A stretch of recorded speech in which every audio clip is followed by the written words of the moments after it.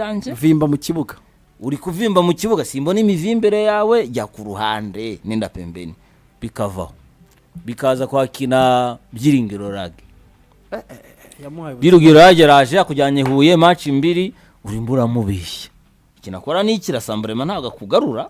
ariko tukumva byiringiro rage arimo arakina iyo ngiye buriya mu mutwe we arimo aravuga ati ninongera kubona chance Desire nzongira mbe mwana wumbe kuko uriya mutozo uri hariya mudage ntago ndi mumube yabana uyu mutozo ya rigeriye ndimo ndakimukundira cyane bikavaho ngaho no kubandi bakina sahabo si passe twabonye utanga kuri Benin right kuri barafinda imwe muri match nziza ye nawe ya reference ibitangaza bindi wari wakora ku ikipe y'igihugu niye ku buryo none ugera utangira kwiyempoza no muri vestiaire ndashaka amafaranga menshi bitugeraho ndashaka amafaranga menshi arenza y'abandi ndashaka kujya mu cyumba cyanjye nyine ndashaka VIP